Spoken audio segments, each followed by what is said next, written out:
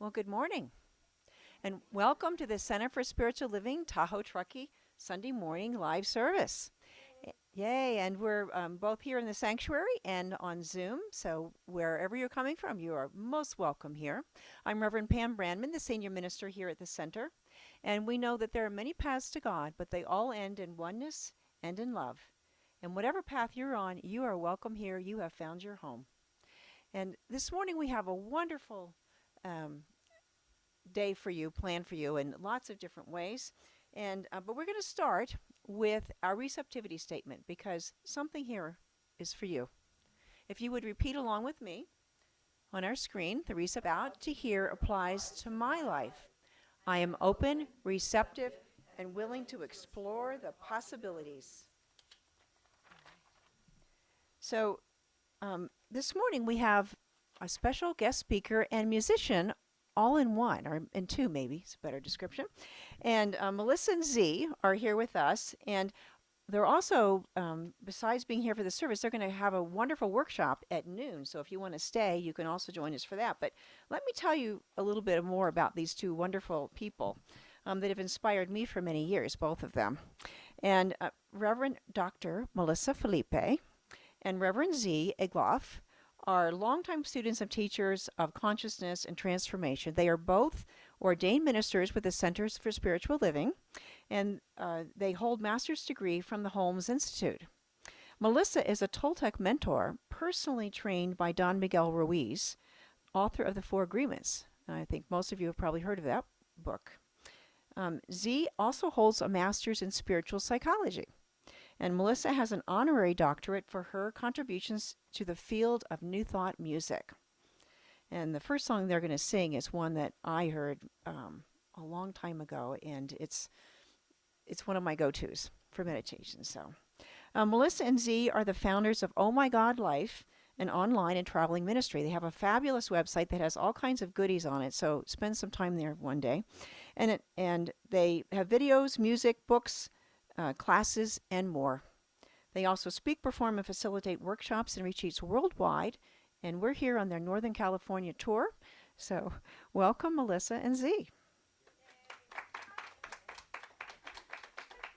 Thank you to Reverend Pam for inviting us back. It's been several years. We're in the seventh center of our little California tour in our van, and we go home tomorrow.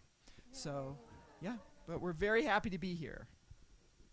Okay. So if you know this, this was written as a two-part round. So if you want to do it as a two-part round, then you just don't sing the part that the person next to you is singing. I am remembering who I am. I am remembering who I am, and part two is I am remembering.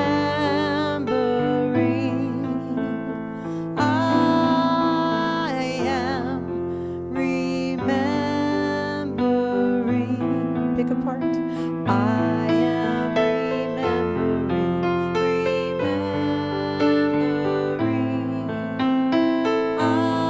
I am remembering. I am remembering who I am. I am remembering who I am. All together now. I am remembering who I am. I am remembering who I am.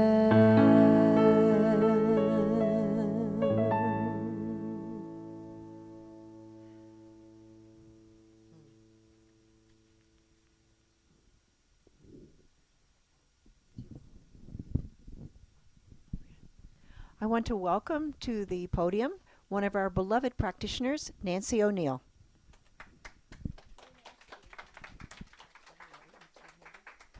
Good morning, everybody. So if you'll just join me in an opening prayer. Oh, thanks. And just take some deep breaths. You know that breathing always helps us to get centered. And at this point, we just want to leave all that busyness outside as we come inside, enter our space here at our Center for Spiritual Living, and inside in your heart and your mind. And so I just keep thinking of, oh my God, life. That's Melissa and Z. Ooh. And what life is, and how grateful I am for my life, as I know how grateful you are for your life, and how grateful for we are for this teaching that moves our consciousness within and raises our consciousness so that we are light in this world. And so just in knowing that, and just knowing the joy and peace that's in my heart, in your heart, in our heart, that we move into this time together, this time to acknowledge Spirit and how Spirit moves through our life for good. And so just in knowing that, and great, great gratitude for this time, for this teaching, I just let my word go out into that universal presence for its perfect manifestation, as we say together. And so it is. So we have another song by Melissa and Z.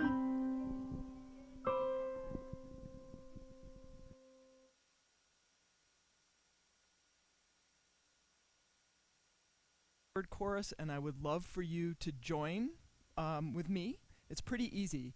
It's just 2 lines. I feel your peace and your presence and your power, my God. Say that with me. I feel your peace and your presence and your power, my God. And the second line is, I feel your peace and your presence in me, together.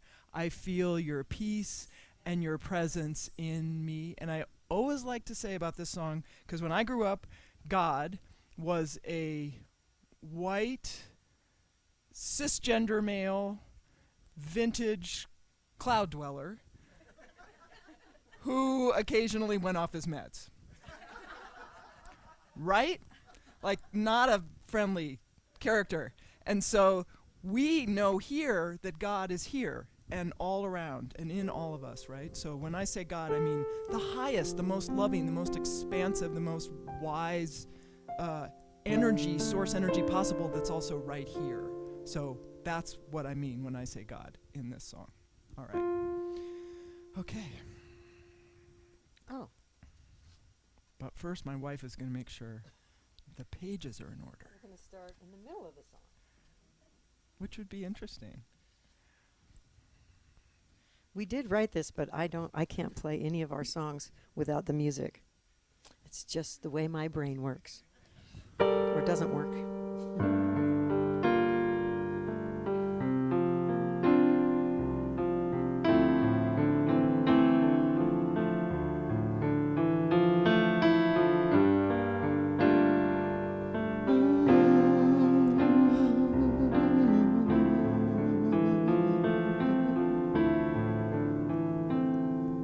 It started out small, something less than a touch.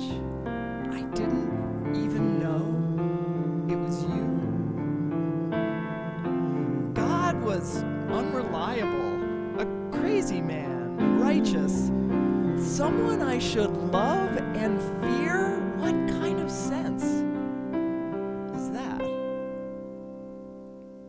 It started out small, something less than a touch. I didn't even know it was you. When I stumbled upon your power, I lost what I was taught, the crazy and the righteous, and folded in a love so vast it stretched the very definition of the word. Love.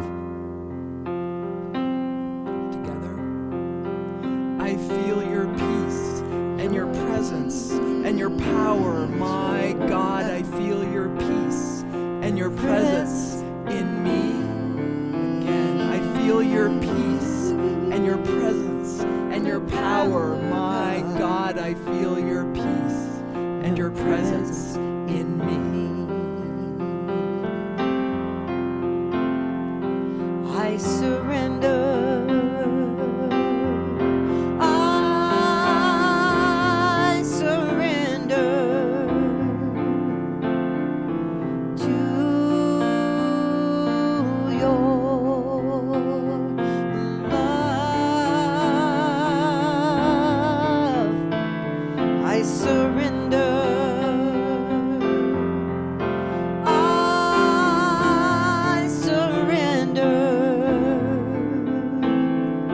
to your love.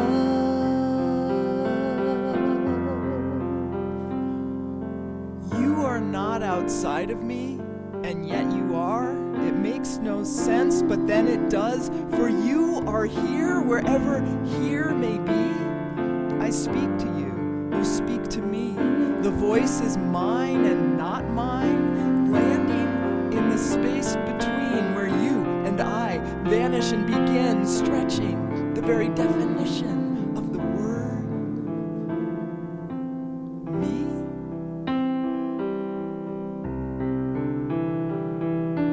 You. Together, I feel your peace and your presence and your power. My God, I feel your peace and your presence in me. I feel your peace and your presence and your power. My God, I feel your peace and your presence in me.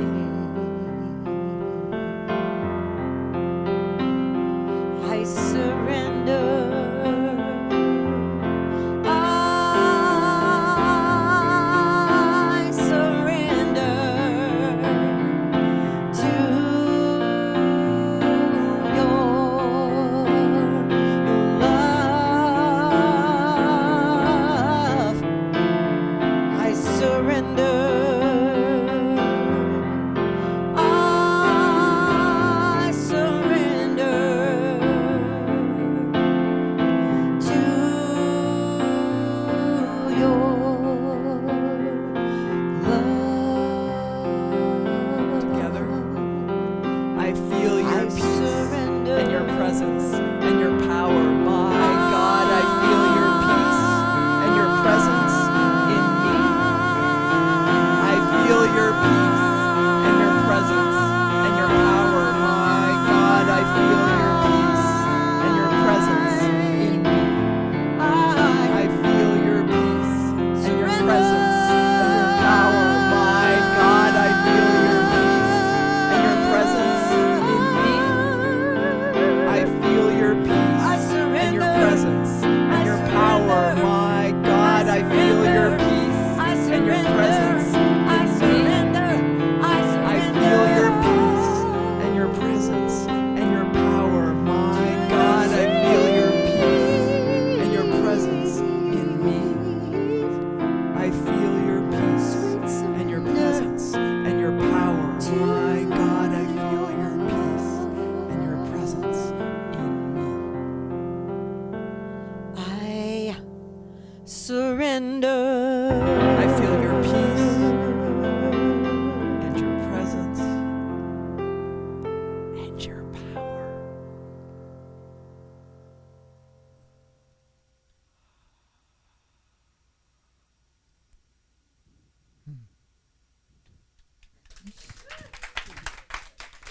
Okay.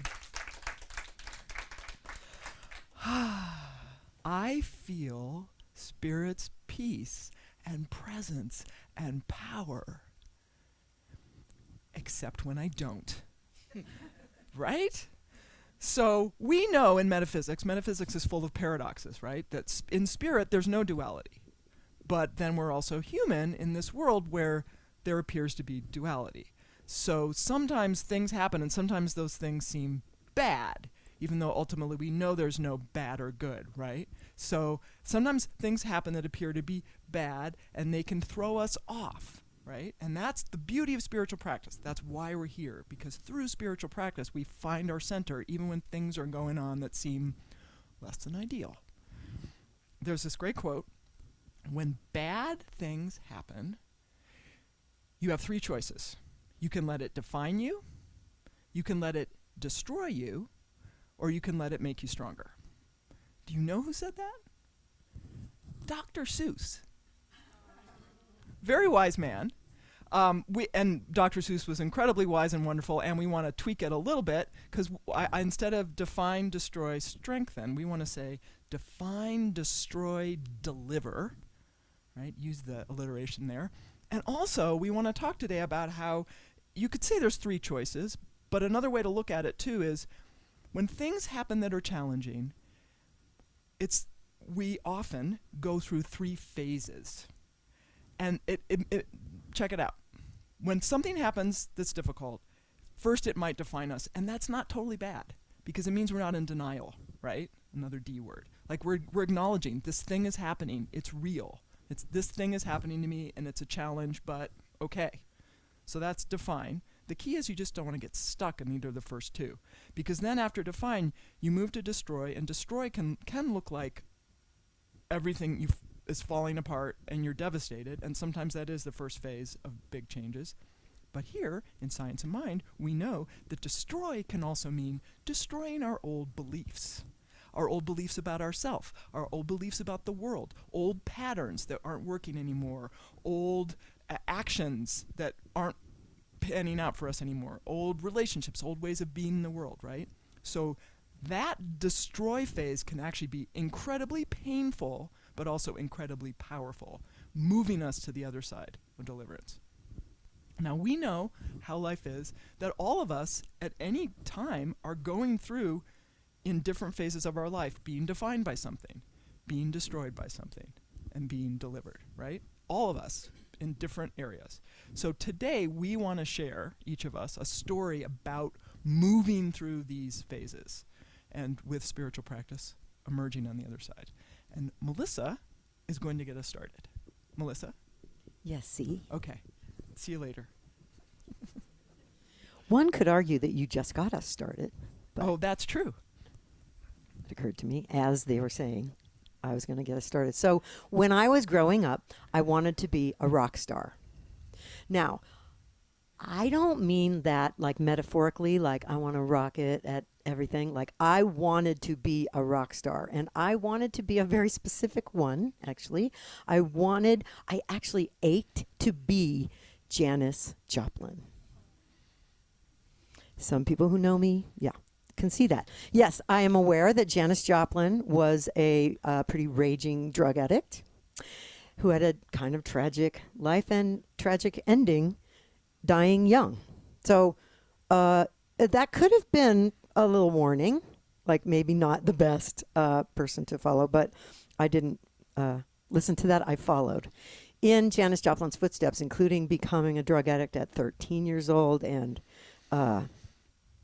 all that. Yeah. So after college, I moved to the Bay Area to pursue my passion and my dream and my fantasy of being Janis. And after years there, I met this guy. So for the sake of the story, we will call him Tommy. That wasn't his name, though, but we'll call Tommy. Tommy was from LA, and he was in the business, and he actually was working with a really high-profile act. And he knew people, those people who know people. And he believed that I could be a star. So I liked him. Yes, he believed actually that I should be a star, most importantly, right? He really thought like that I was made to be that, and he wanted to help me have that happen.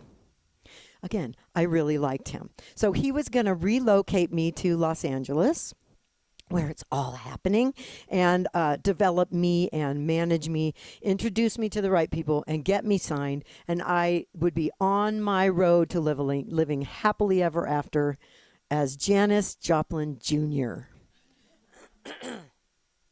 I gave notice to the blues band that I'd been singing in for years in San Francisco. I gave notice to my apartment manager where I had been living for those years, and all of my music students. I had a lot of music students at the time. And I was all set to move to LA on March 1st. You can hear that music, right? Da, da, da, da, da, da. In December, just a couple months before I was all set to like leave all these things and move, some weird things started happening. So the first thing was Tommy told me a story I knew wasn't true. He actually had told me a few things, but one in particular, I just knew that like that's not true. But you know, it was kind of insignificant. It wasn't a big deal, and I'm not really a big fan of confronting people. So I just wrote it off. It was not a big deal. It was not a big lie. I didn't understand why he would lie about that story, but it was insignificant. So I let it go. But then, fast forward a few weeks later, another thing. So we had plans to start working together right after Christmas to be planning for when I get there March 1st. So I was going to fly to LA right after Christmas. And he said, you just give me your itinerary and I'll make all the plans because I'm your manager like that. I liked him. So I gave him my parameters and he came back to me with my itinerary that had me leaving earlier than I said I could and getting back later than I said I could. And when I asked him about that, he said, well, you know, the holidays. Flying in the holidays, I couldn't get you the flights.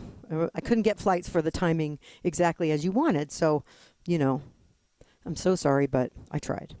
Which made sense to me. Holidays, flying, right? This was all pre 9/11.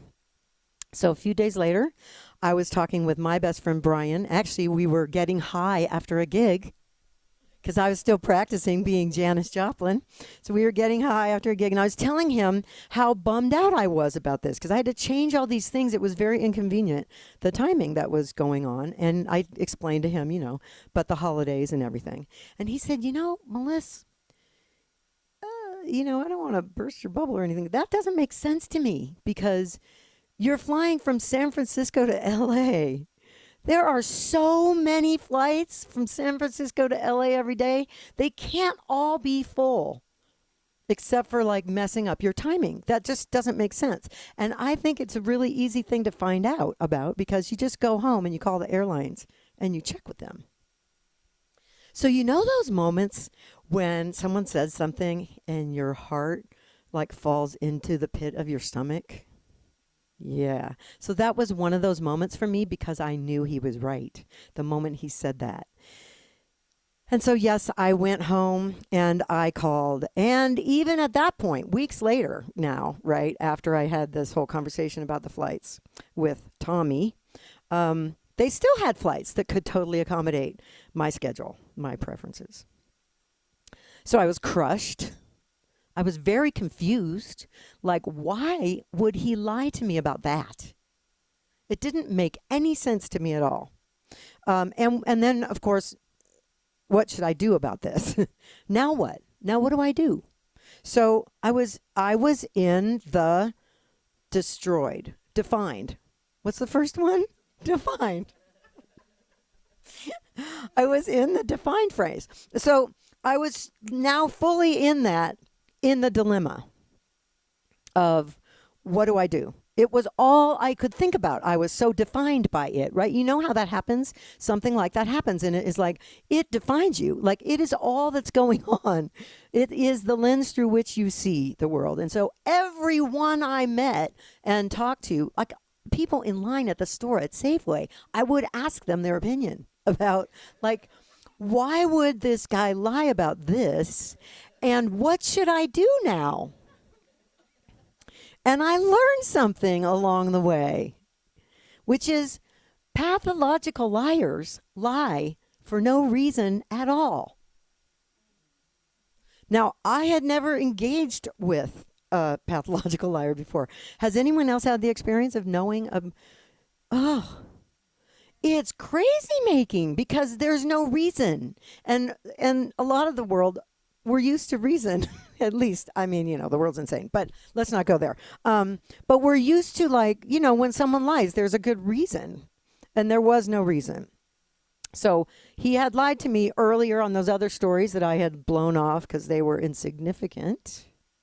And he had lied about the flights because he's a pathological liar.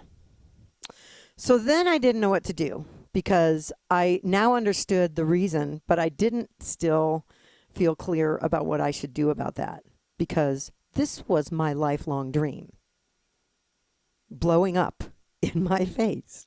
So I had a conversation in particular that clarified it for me. I was talking to my girlfriend and I said, so I feel like so torn because I feel like what's happening is my dream of my lifetime is knocking on my door. And if I don't move to LA, I am telling my dream to go away. And she said, I'm not sure about this, but you tell me, does your dream include having a manager you cannot trust? Oh, my heart went down to the pit of my stomach again, because that was it. I couldn't do that. That would be really dumb. I knew it would end badly. I made stupid decisions back there, but that I knew I couldn't do. I couldn't leave everything, my whole reality, in my place, and all the people I knew, and entrust my entire life and my livelihood and my dream to this person that I knew I could not trust. It wasn't that I didn't know if I could. I knew I couldn't trust him. So I canceled.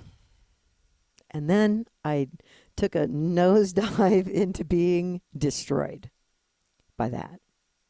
I mean, as you can imagine, my whole life was going down this path, and then it just, hit a dead end. There wasn't a new path there for me. It wasn't like I knew what I was supposed to do, and nothing felt right. I was used to, even then as a drug addict, I was living my life following my gut and my intuition. Sometimes it was clouded, but I did follow my passion, and there was nothing that sounded like what was mine to do. For a long time, I was really lost. I was very destroyed by the whole experience because I was depressed. I was grieving, which is a good thing, actually. And I had fully succumbed to being destroyed. The dream and the life and the story being destroyed. And finally, right around that time, a friend of mine who lived in Hawaii called me just to catch up. And when I told her what was going on, she said, this seems like a really good time to just come stay with me in Hawaii for a while. Just come visit me in Hawaii. I have a house for you. Just come live in my house for a while. That was the first thing. It was like, oh my God, yes. I don't have anything else happening. Canceled everything. And that was the first thing that had a resonance to it for me. So I decided this would be a perfect time to go to Hawaii and get some clarity, right?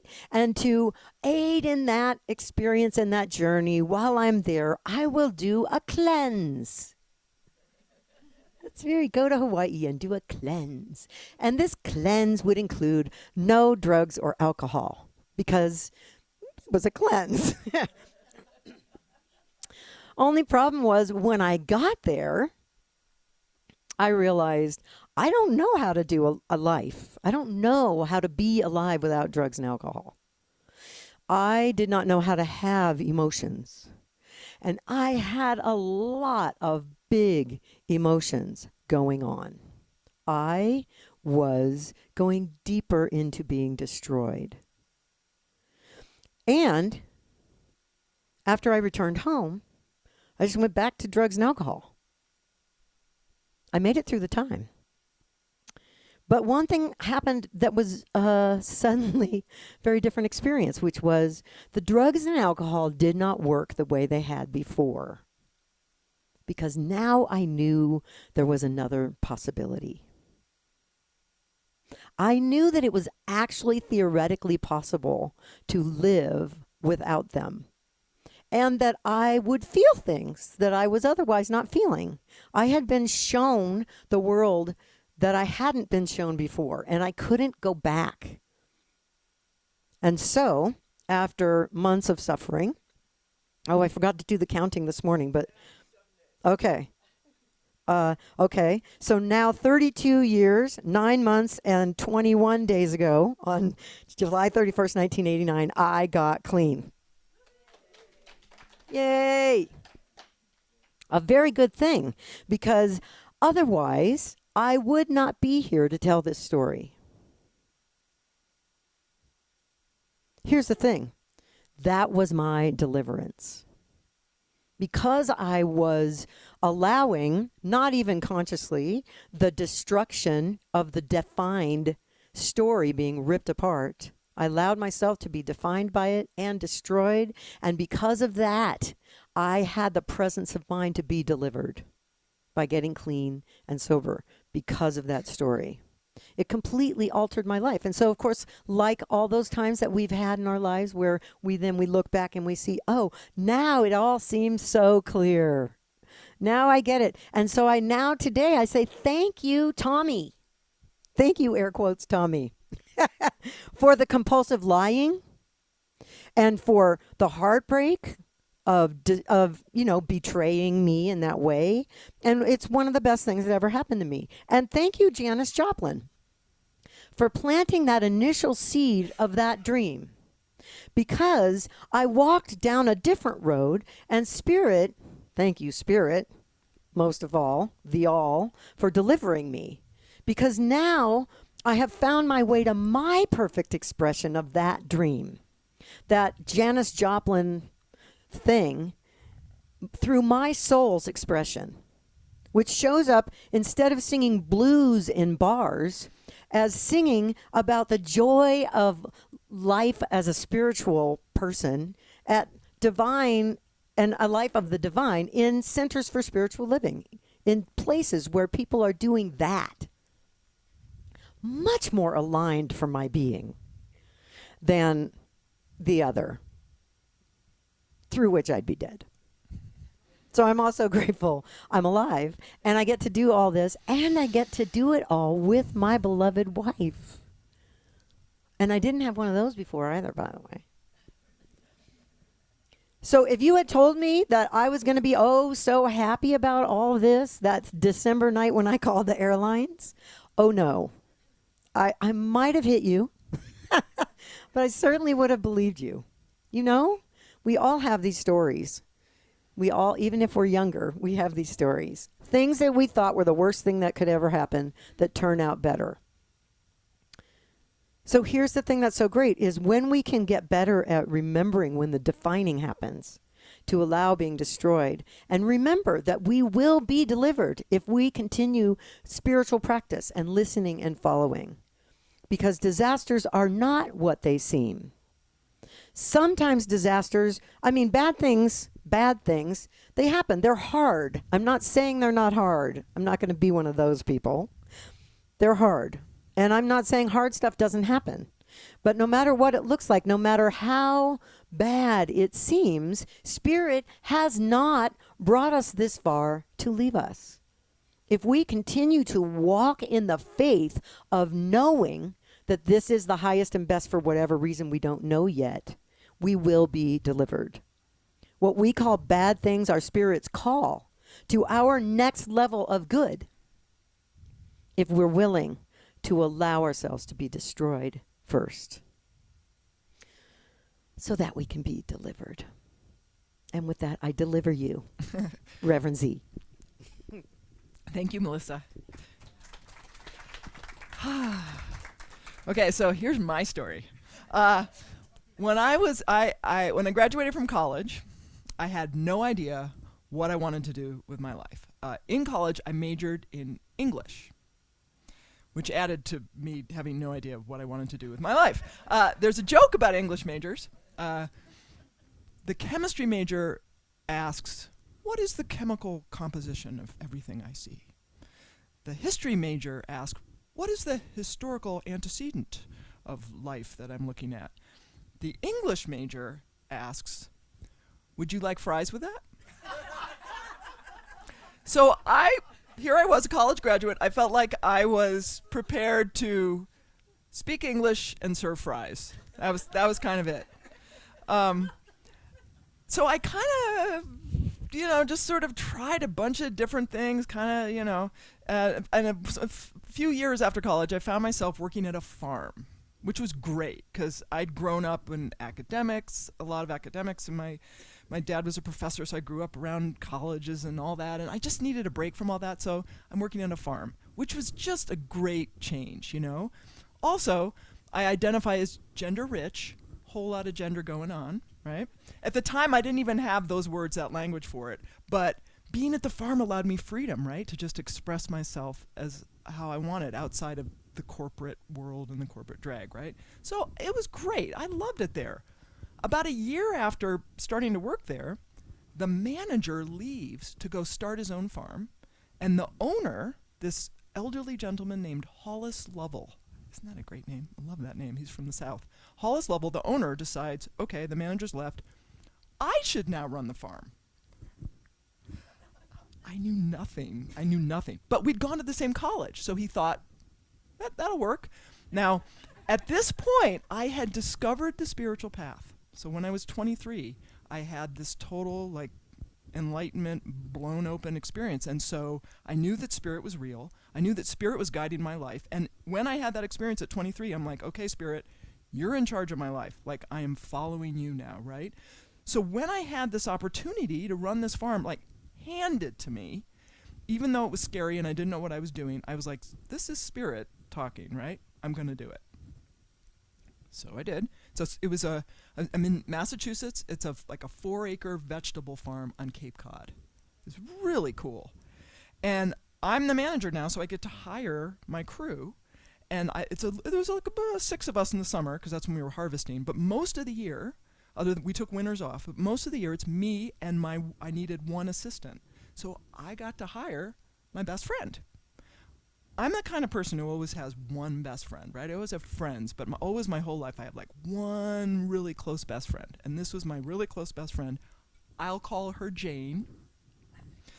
So Jane was about 10 years older than me. She was a yoga teacher, so we had the same interest in spirituality and stuff like that. And so I got to hire her. She was my person.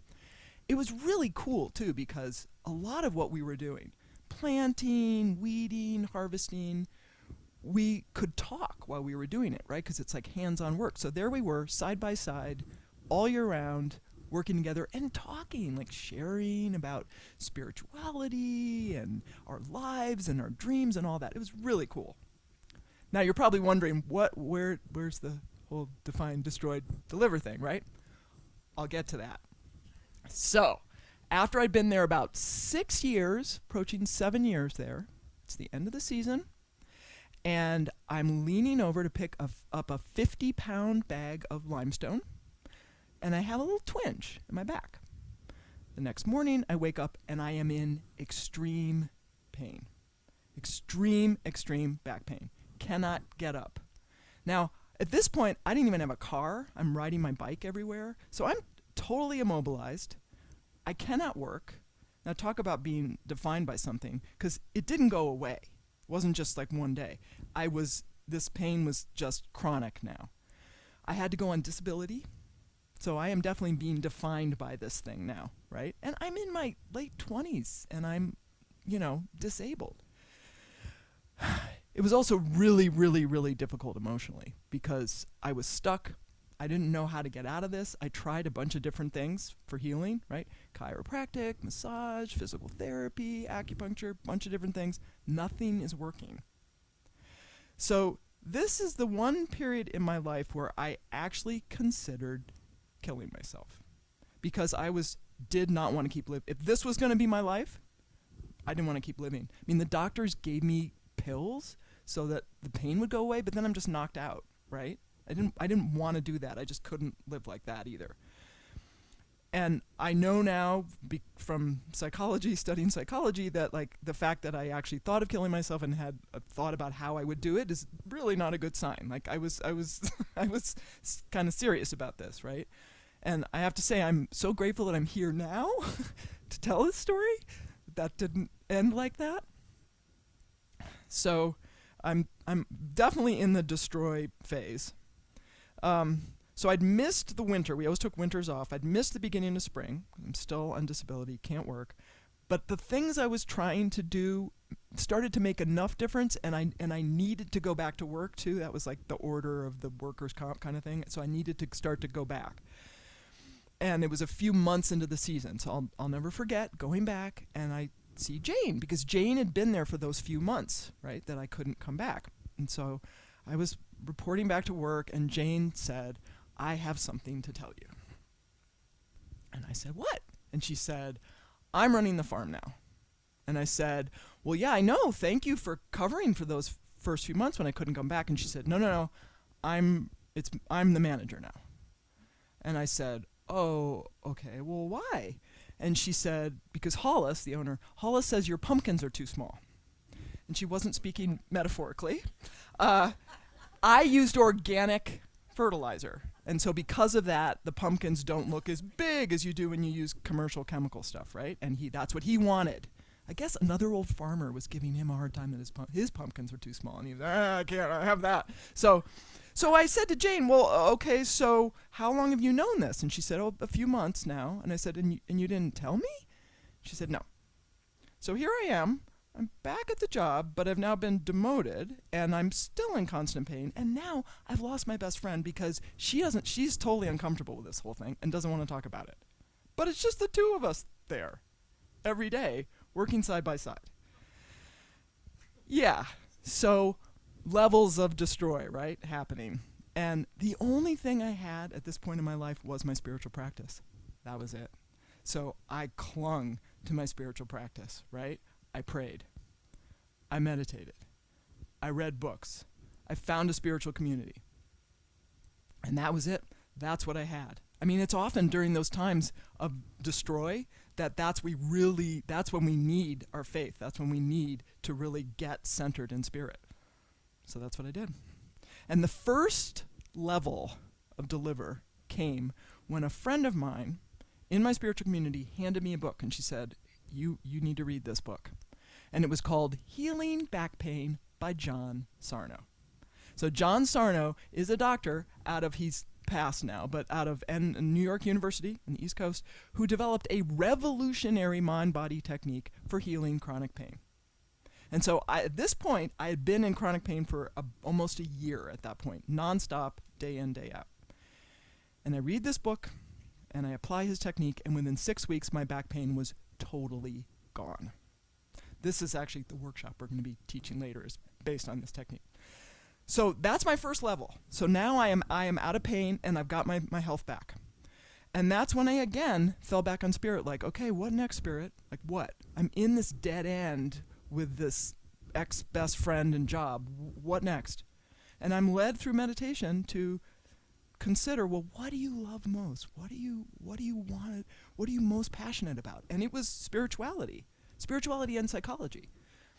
So I look up programs. At this point, I went to the library, because that's what you did back then. I went to the library and did research, and it turned out then, because this is like 30, 40 years ago, the only programs where they had a spiritual psychology master's was California. That was it. Now there's way more.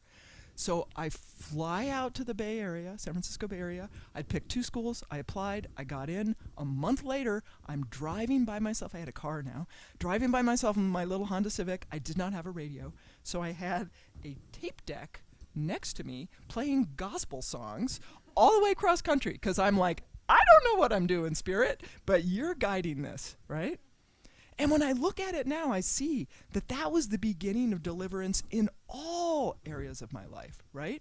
Because it's like the pain, the method I used to heal the pain, John Sarno's work, is now something that I've used to heal other things, including chronic fatigue. And it's a method that keeps me healthy, to be proactively healthy all the time. I now have a best friend, the best friend ever, Melissa, and I'm doing a vocation that's much better suited for me. It's like that thing that seemed so destroyed in every area with my health and with my Jane and with the farm. All of those things catapulted me to that next level. And it was through spiritual practice that I got through. It was through spiritual practice that I was able to align with a bigger, wider, more expanded view of who I was, in the midst of things seeming horrible. Because when we see chaos, Spirit sees opportunity. And when we see devastation, Spirit sees new beginnings. And when we see closed, locked, boarded, shut doors, Spirit sees pathways to deliverance. Let us pray. So I invite you to take a breath with me and exhale with a sigh. Inhale. Exhale with a sigh.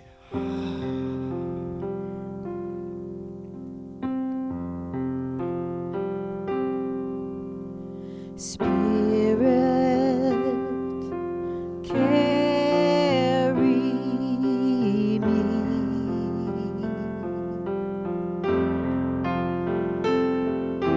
Spirit, carry me. I can't see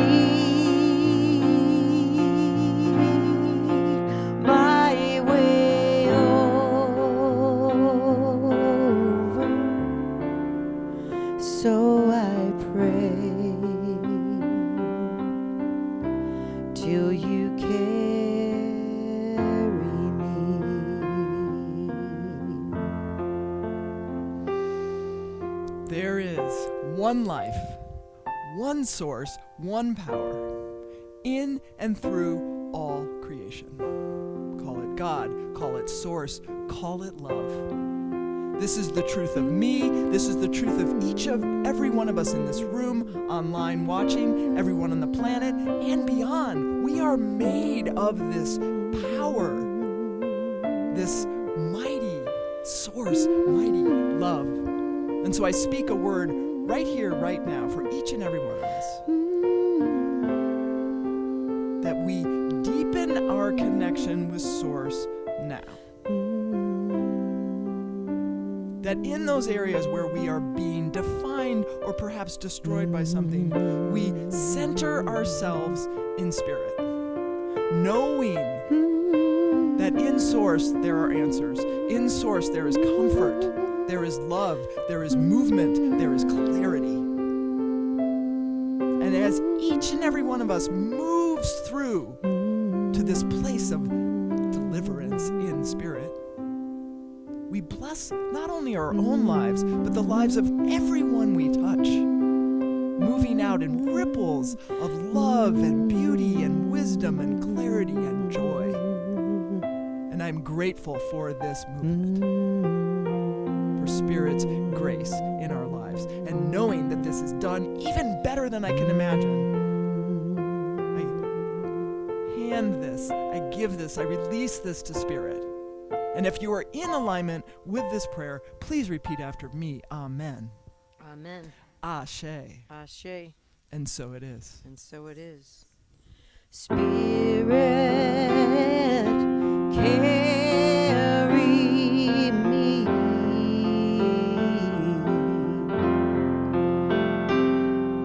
Spirit, carry me. I can't see my way over, so I'll stay till you carry me.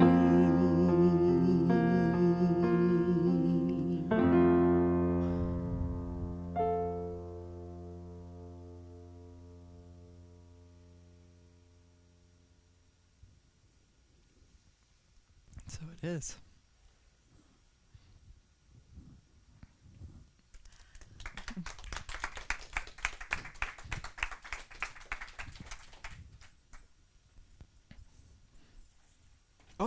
No, we're going to do another song.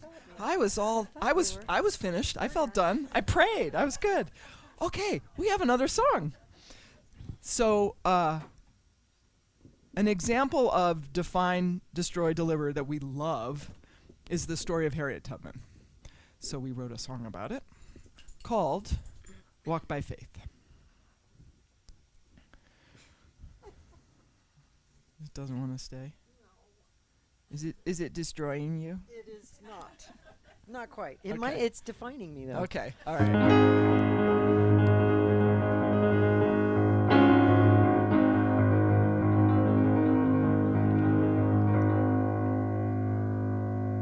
No matter where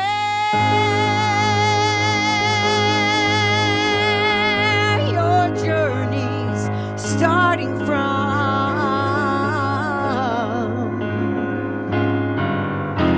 there is a voice calling you.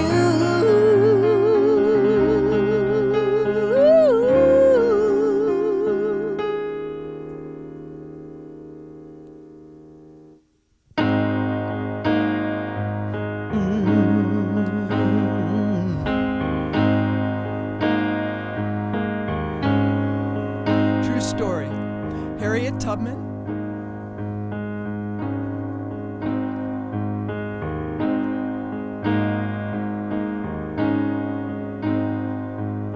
True story. When Harriet Tubman first escaped from slavery, she heard a voice that said, "I want you to help free others."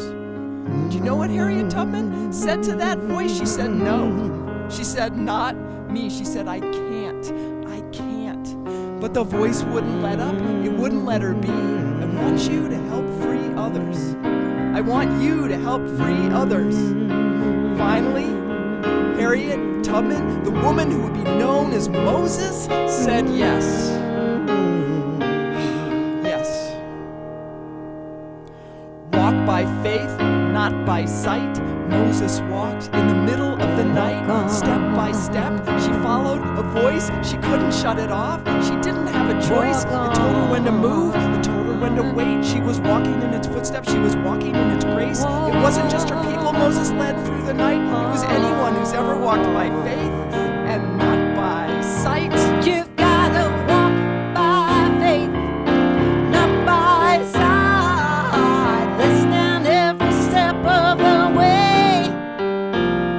Walk on into the night. Let that northern star be your guiding light. True story. Harriet Tubman, with the help of the Union Army, once freed 750 enslaved people in one day. Can you imagine 750 people? Moses brought them home. The voice of Spirit doesn't mess around. When you listen to that voice, you are never the same. When you listen to that voice, you are free.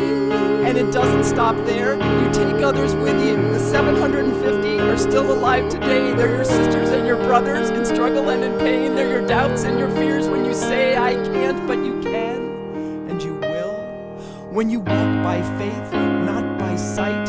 Moses walked in the middle of the night, step by step. She followed a voice. She couldn't shut it off. She didn't have a choice. It told her when to move. It told her when to wait. She was walking in its footsteps. She was walking in its grace. It wasn't just her people Moses led through the night. It was anyone who's ever walked by faith and not by sight. You've gotta walk by faith, not by sight. Listening every step of the way. Walk on into the night. Let that northern star be your guiding light.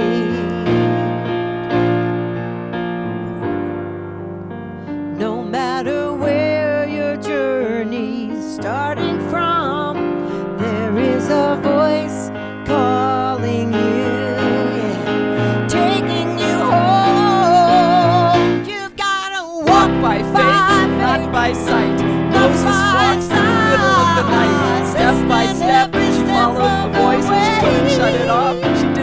choice. It told her when to move, it told her when to wait. She was walking in its footsteps, she was walking in its grace. It wasn't just her people Moses led through the night. It was anyone who's ever walked by faith and not by sight.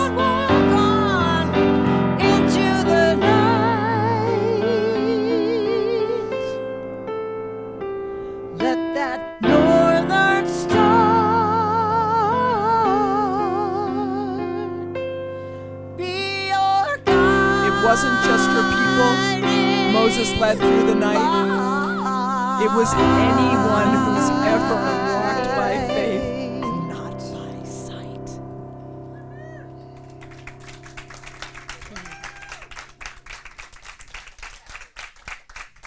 Thank you. Okay, now we're complete. You should stay here though to play for the. Thank you so much, guys. Thank you for having us. You're welcome. You're welcome. Oh, that's right. You guys are okay. We get more extras. Okay. This is our. Huh? We have in-person We're music. never I'm gonna just leave. loving it. Okay. The rock stars. Okay. So this is our prosperity time, and so we're being prosperous in all the great things happening today, and this is also a time to share our prosperity with our beloved spiritual center. So we know that God is our infinite source, and we follow that spirit and that voice all the way along. And so your donations are how you support our center, and we keep this going and pass it forward. So if you would take your offering, hold it over your heart, and we have our affirmation to say together. Oh, if you're online, there's ways to do that, but okay. I gratefully and joyfully share my offering, which flows from God, my infinite source. My gift blesses this center and all who are guided, healed, and empowered by its activities. All I share with life returns to me, blessed and multiplied. I am so blessed. I am so blessed. I am so grateful for all that I have. I am so blessed. I am so blessed. I am so grateful. I am so blessed. I am so blessed. I am so blessed. I am so grateful for all that I have. I am so blessed.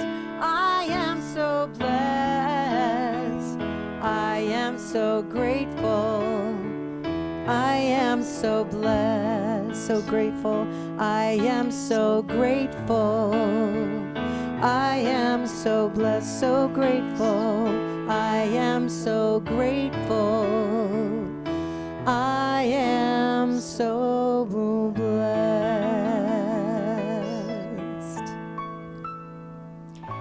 And so it is with deep gratitude that we accept these gifts that are given so generously by Spirit in every part of our life. We gratefully share it with the center and know that all its activities are blessed, every part of it, and everyone that is rippled out into the world. It is all God and it is all good. Thank you, Father, Mother, God. And so it is. And so it is. Amen.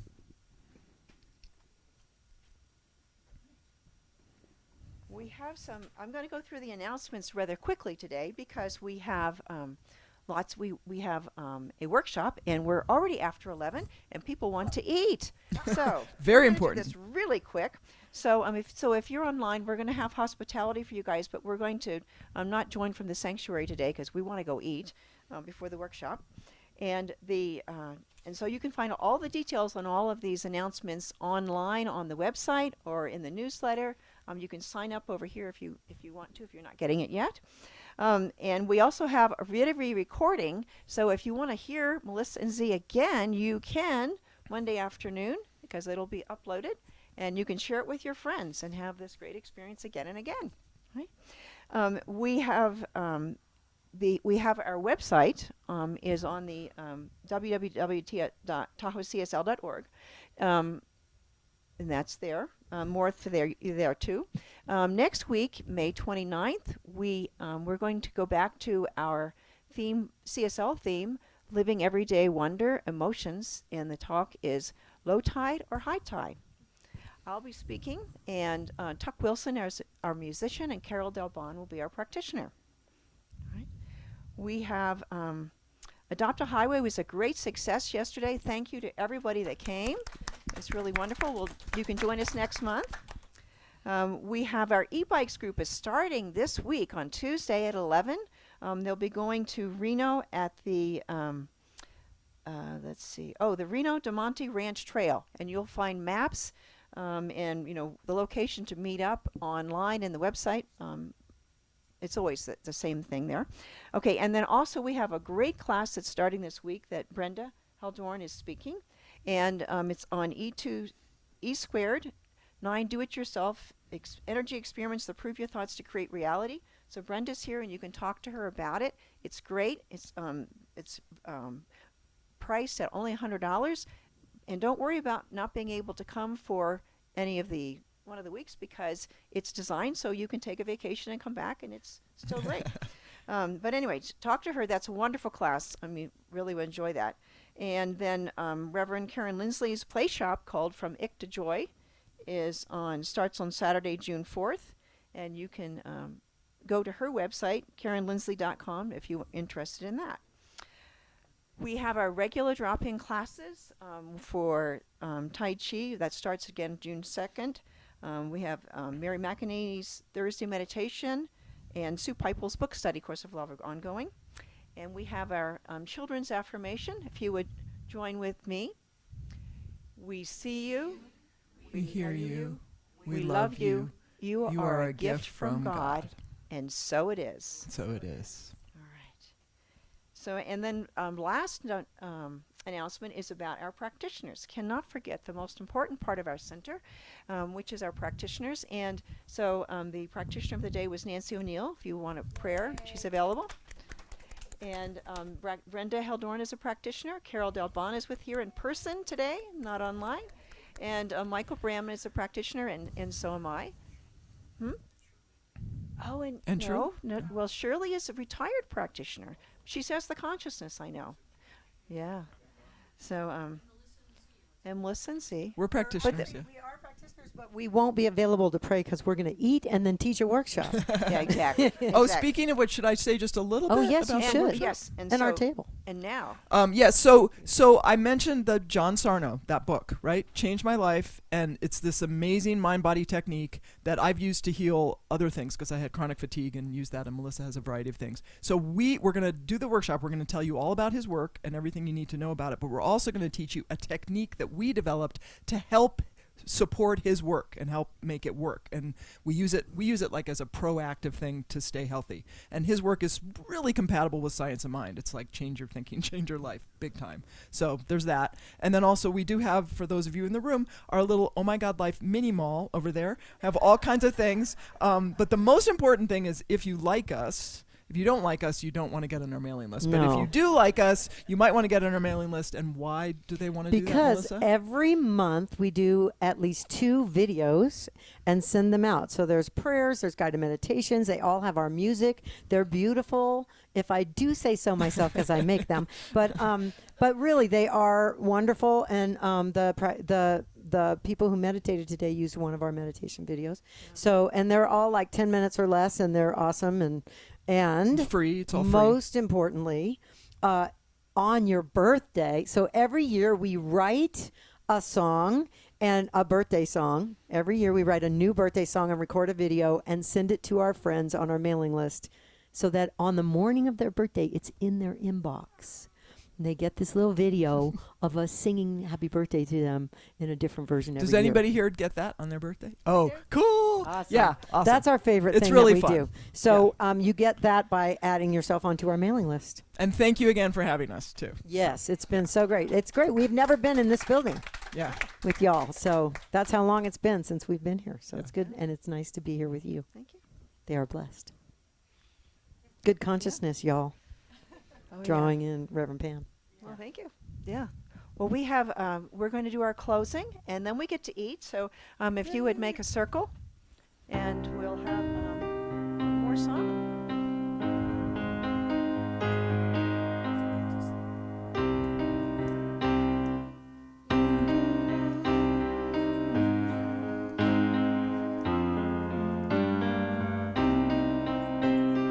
You are the heart, you are the hands, you are the voice of spirit on earth.